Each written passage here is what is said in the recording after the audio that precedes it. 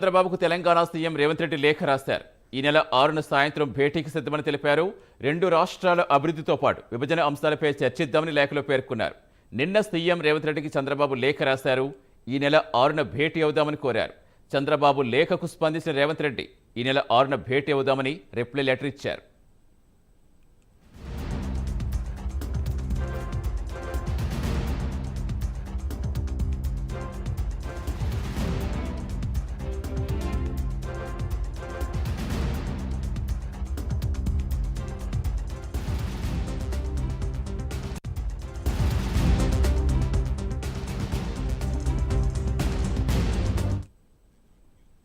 AP CM చంద్రబాబుకు Telangana CM Revanth Reddy లేఖ రాశారు.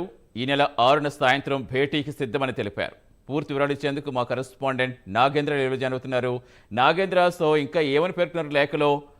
దశాబ్ద కాలంగా విభజన సమస్యలు ఈ భేటీతో పూర్తి స్థాయిలో క్లారిటీ వస్తుందనుకోవచ్చా? Thank you Satish. నిన్న ఏపీ ముఖ్యమంత్రి చంద్రబాబు తెలంగాణ ముఖ్యమంత్రి రేవంత్ రెడ్డికి రాసినటువంటి లేఖకు సంబంధించినటువంటి అంశం పైన తెలంగాణ ముఖ్యమంత్రి రేవంత్ రెడ్డి స్పందించడంతో పాటు మరొకవైపు ఏపీ ముఖ్యమంత్రి చంద్రబాబుకి లేఖ రాయడం జరిగింది. ముఖ్యంగా చంద్రబాబు నిన్న రాసినటువంటి లేఖలో ఉన్నటువంటి అంశాలను ప్రస్తుతం ఈరోజు రేవంత్ రెడ్డి రాసినటువంటి లేఖలో దానికి స్పందిస్తూనే ఆ లేఖలో కూడా చెప్పడం జరిగింది. ముఖ్యంగా లేఖలో ప్రధానంగా చంద్రబాబుని రేవంత్ రెడ్డి కొనియాడడం జరిగింది.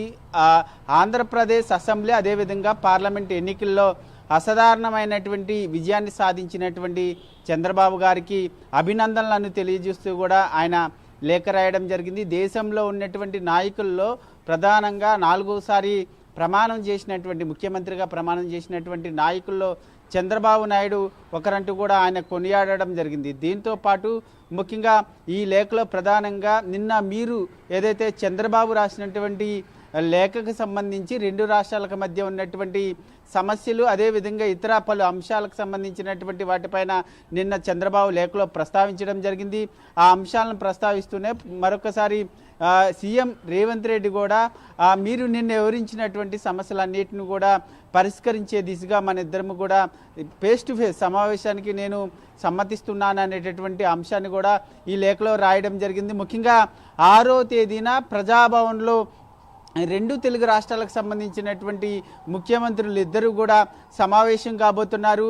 ఆ సమావేశంలో ప్రధానంగా సీఎం రేవంత్ రెడ్డి రాసినటువంటి లేఖలో ప్రధానంగా తెలంగాణ రాష్ట్రం ఏర్పడి 10 సంవత్సరాలు అవుతుంది. విభజన చట్టంలో ఉన్నటువంటి సమస్యలన్నీ కూడా అట్లానే ఉన్నాయి. వాటి అన్నిటిని కూడా పరిష్కార మార్గాలను మనం చూపించాలనేటటువంటి అంశాన్ని కూడా ఆ లేఖలో చెప్పడం జరిగింది. ముఖ్యంగా విభజన చట్టంలో ఉన్నటువంటి షెడ్యూల్ 9 అదేవిధంగా 10 ఈ రెండు షెడ్యూల్లో కూడా ప్రధానంగా 91 అంశాలు ఉన్నాయి. ఆ 91 అంశాల్లో దాదాపు 68 మాత్రమే పరిష్కారం అయ్యాయి. పరిష్కారం కానివి దాదాపు 23కి పైగా కూడా ఉన్నటువంటి నేపథ్యంలో వాటితో పాటు మరొకవైపు షెడ్యూల్లో లేనటువంటి 33 అంశాలు కూడా సమస్యలు ఉన్నాయి. వాటి అన్నిటి కూడా మనం పరిష్కార మార్గం చూపుదామనేటటువంటి అంశాన్ని కూడా సీఎం రేవంత్ రెడ్డి చెప్పినటువంటి పరిస్థితి ఉంది.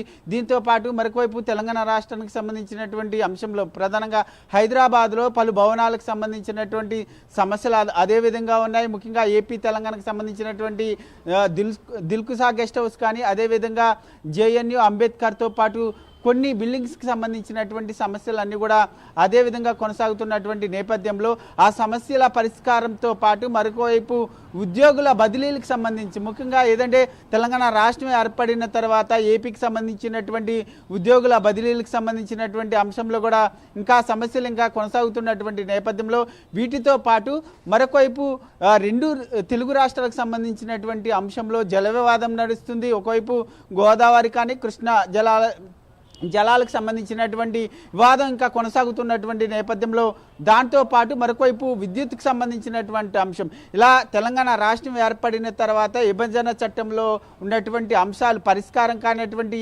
అంశాలతో పాటు మరొకవైపు రెండు రాష్ట్రాల మధ్య సఖ్యతతో ముందుకు అభివృద్ధి విషయంలో ముందుకు రెండు కూడా పోటీ పడుతూ ముందుకు వెళ్ళాలనేటటువంటి అంశం కేంద్రంగానే 6వ తేదీన ప్రజాభవన్లో మధ్యాహ్నం తర్వాత రెండు రాష్ట్రాల ముఖ్యమంత్రులు ప్రధానంగా భేటీ కాబోతున్నారు. ప్రస్తుతం ఈ ఇద్దరు ముఖ్యమంత్రుల భేటీ పైన ప్రస్తుతం తెలుగు రాష్ట్రాల ప్రజల ఆసక్తికరమైనటువంటి చర్చ జరుగుతుంది.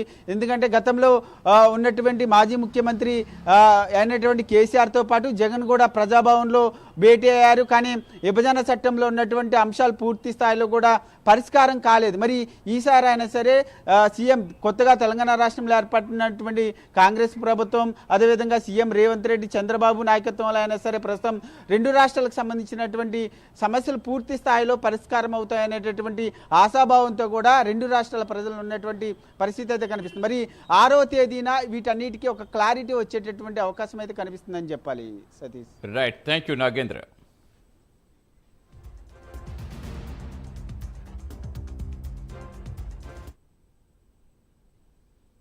ఏపీలో పలువురు ఐఏఎస్లు బదిలీ అయ్యారు.